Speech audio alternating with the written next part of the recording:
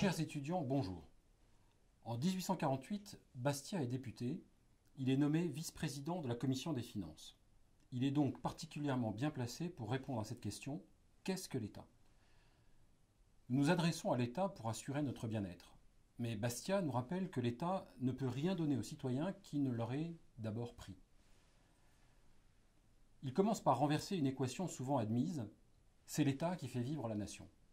Mais l'État ne peut pas faire vivre les citoyens, car il ne produit pas de richesses, il ne fait que les déplacer, les redistribuer. Au contraire, ce sont les citoyens qui font vivre l'État par la création de richesses. Par ailleurs, l'État en soi n'existe pas.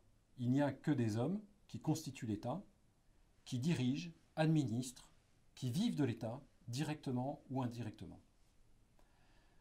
Dès lors, les hommes qui administrent l'État sont comme les autres. Ils cherchent aussi à satisfaire leurs intérêts personnels.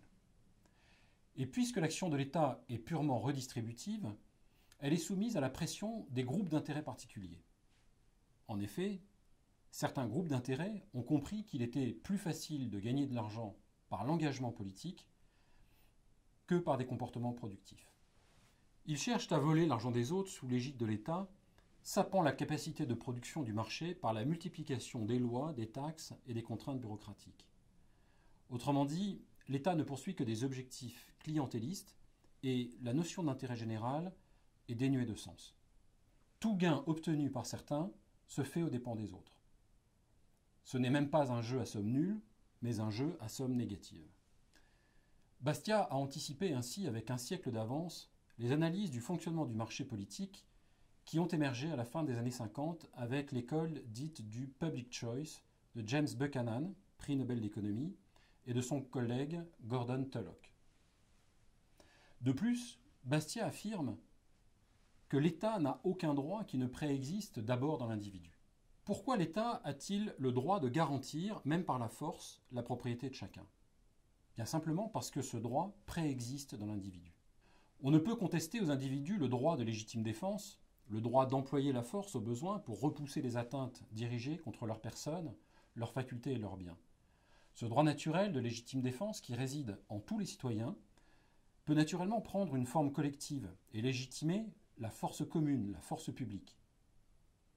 Donc, pour savoir si l'État est légitimement investi d'un droit, dit Bastiat, il faut se demander si ce droit réside dans l'individu en vertu de son organisation et en l'absence de tout gouvernement. C'est pourquoi l'État ne peut en aucun cas porter atteinte aux droits naturels. Il doit au contraire les garantir. Il doit assurer la sécurité intérieure et extérieure, ainsi que la justice, et il peut être fort et efficace dans son domaine. Mais la loi ne peut sortir de ce rôle très strict, car elle devient alors un instrument de spoliation des uns au profit des autres.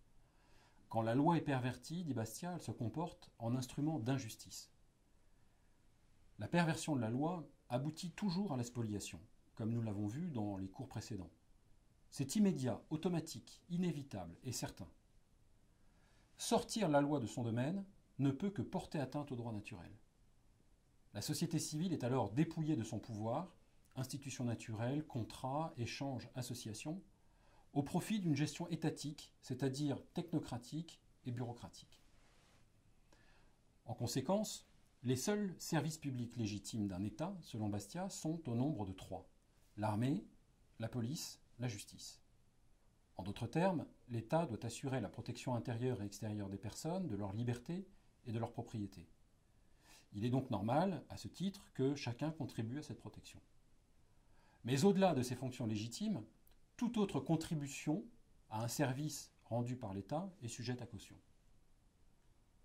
En dehors de ce cercle, écrit Bastiat, religion, éducation, association, travail, échange, tout appartient au domaine de l'activité privée, sous l'œil de l'autorité publique, qui ne doit avoir qu'une mission de surveillance et de répression. Concernant les services publics, Bastiat énonce un principe simple. Je le cite: « Si vous voulez créer une fonction, prouvez son utilité. Démontrez qu'elle vaut, par les services qu'elle rend, l'équivalent de ce qu'elle coûte. »